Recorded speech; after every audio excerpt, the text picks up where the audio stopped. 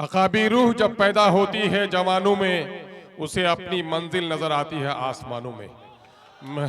आज के इस इनकलाबी कारवाने इंसाफ न्याय यात्रा में हमारे कायद, मुल्क में दलितों मजलूमों की तवाना आवाज जनाबे बैरिस्टर असदुद्दीन ओवैसी साहब, दाइश पे तशरीफ फरमा पार्टी के सीनियर लीडर और कौमी तर्जुमान जनाबे भाई वारिस पठान साहब, नामपल्ली हैदराबाद के रुकन असम्बली भाई जनाबे माजिद हुसैन साहब, साबिक एमएलए भाई जनाबे तौसीफ आलम साहब, पार्टी के कौमी तर्जुमान सानी जनाबे भाई आदिल हसन एडवोकेट साहब, आज के मंच और आज के कारवां यहाँ की महफिल को संवारने वाले अजीजी डॉक्टर बरकतुल्ला साहब, भाई जनाबे इसहाक आलम साहब, अजीजी बाबू शम्स आगाज एडवोकेट साहब, महफिल की निजामत कर रहे नसीम साहब और सेकुलरिज्म का झंडा लिए हुए पूरी मजबूती के साथ सीमांचल से लेकर पश्चिम बिहार तक का दौरा करने वाले अजीजी जनाब रारा रंजीत साहब, मुझे बेइंतहा खुशी हो रही है। इनकलाबी नौजवानों, हम यहीं पले हैं और बढ़े हैं। मेरे बाप दादा भी इसी मिट्टी में जन्म लिए हैं और इसी मिट्टी के सुपुर्द किए गए हैं, लेकिन सीमांचल के साथ जो नाइंसाफी हुई है, जो जुल्म हुआ है, उसके दास्ताने गम को अगर किसी ने सुनाया है दर्द के साथ, वो एमआईएम है। अगर सोते हुए को किसी ने जगाया है तो उसका नाम बैरिस्टर असदुद्दीन ओवैसी है। मेरे भाई और अजीजों, मैं इस वक्त लंबी गुफ्तगू नहीं करना चाहता। इस वक्त किशनगंज जिला के तमाम तर प्रखंडों से आए हुए और मुख्तलिफ अजला से आए हुए मेहमानों का इस्तकबाल करते हैं और ये 4 रोजा कारवाने इंसाफ जो आज किशनगंज का दौरा करेगा और कल इंशाअल्लाहुल अजीज कोचाधामन होते हुए अररिया का, पूर्णिया में कयाम होगा और फिर परसों अमौर और बैसी का दौरा होगा और 27वीं तारीख को कटिहार के बलरामपुर का दौरा होगा। हम आप लोगों से गुजारिश करना चाहते हैं कि अपने ताकत का इस्तेमाल कीजिए, अपने गम और गुस्से का इस्तेमाल कीजिए, इस कारवां में शामिल होकर यह बता दीजिए कि हम मुत्तहिद हैं और जुल्म के खिलाफ लड़ने के लिए और हर जवाब देने के लिए तैयार हैं। और आपको जगना पड़ेगा। इस वक्त इंसाफ यात्रा क्यों है, इसको सुन लीजिए। हम पर जुल्म हुआ है, हमारे साथ नाइंसाफी हुई है और जब तक हमारे ऊपर जुल्म होता रहेगा हम तरक्की नहीं कर सकते। आज़ादी के बाद हमारा यह सीमांचल इतना खुशहाल था कि बिहार के दूसरे इलाके के मजदूर यहाँ आते थे और आज गुज़िश्ता 40 सालों के दरमियान में जब मुल्क में साइंसी तकनीकी इनकलाब आया, इंडस्ट्री लगी, तो हमारे इस इलाके को नजरअंदाज किया गया। दिल्ली और पटने में बैठे हुए इन जालिमों ने हमारी हकमारी की। आज हमारा बच्चा बाहर जाने पर मजबूर है, प्रदेश की जिंदगी गुजार रहा है।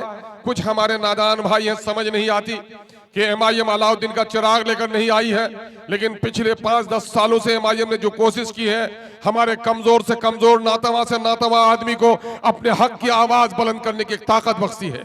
आज हम परदेसी नौजवानों का इस्तकबाल करते हैं जो दिल्ली में, मेरठ में, पंजाब में, हरियाणा में हो, कतर में हो या सऊदी अरबिया में हो। आज उन नौजवानों ने एमआईएम को जो सपोर्ट किया है, हम उनके शुक्रगुजार हैं। आज से पहले मुसलमानों के हक और हुकूक की बात भी करने से कोई शर्माता था।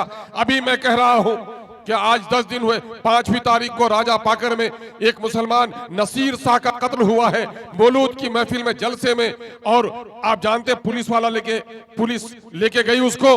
3 दिन के बाद थाने से उसकी लाश निकली है। लेकिन मैं आज भी कहता हूं कि एमआईएम के अलावा किसी सेकुलर पार्टी के मुंह में जबान नहीं है कि उस मजलूम की आवाज उठाए। ऐ सीमांचल वासियों, तुम पर यह वाजिब है कि मुल्क में बसने वाले मजलूमों की आवाज बनो, बिहार के मजलूमों की आवाज बनो और सीमांचल के इंसाफ की लड़ाई लड़ो, अपने नस्लों की लड़ाई लड़ो, अपने नदियों के पुल की लड़ाई लड़ो। है कोई गवाही देने वाला? महानंदा नदी में किसी के जमाने में पुल नहीं बन सका, लोग वजीर बने, पुल नहीं बन सका। मैं मुबारकबाद देता हूं जनाबे बैरिस्टर असदुद्दीन ओवैसी साहब को। कुछ लोग थे जो ये कह रहे थे कि साहब ओवैसी साहब को लेकर लोग घाट प्रोग्राम कर रहे हैं। ओवैसी साहब ने जब रसेली और खाड़ी में कदम रखा तो ये खबर सिर्फ बिहार में नहीं, पूरे हिंदुस्तान में गई कि नीतीश कुमार सीमांचल के साथ दुश्मनी कर रहा है। अवैसी साहब जब खालिदो खरखरी घाट में पार हुए तो ये खबर पूरे हिंदुस्तान में गई।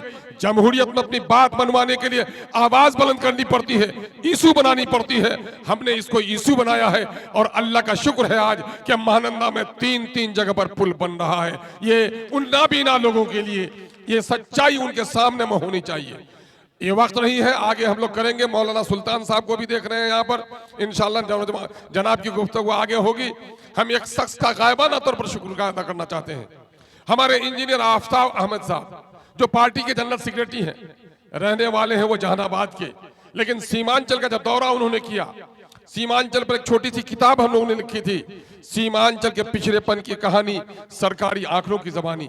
जब उस शख्स ने देखा कि सीमांचल के साथ इतना जुल्म और ज्यादती हुई है, उसने जिंदगी के 10 साल और मरते दम तक अपनी जिंदगी के हर एक लम्हे को सीमांचल और अकलियतों और दलितों के लिए वक्फ कर दिया है ना। आज उनको यहाँ आना था, कुछ मसरूफियत की वजह से नहीं आ सके हैं, हम उनका भी शुक्रिया अदा करते हैं। आपसे 2-3 बातें कहेंगे कि डिसिप्लिन हमारा सबसे बड़ा सरमाया है ना।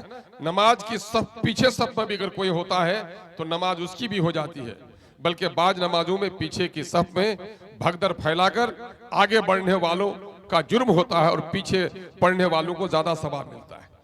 काफिला निकलेगा, पूजा का टाइम है, अपने में पुजारी भाइयों को बधाई देता हूं।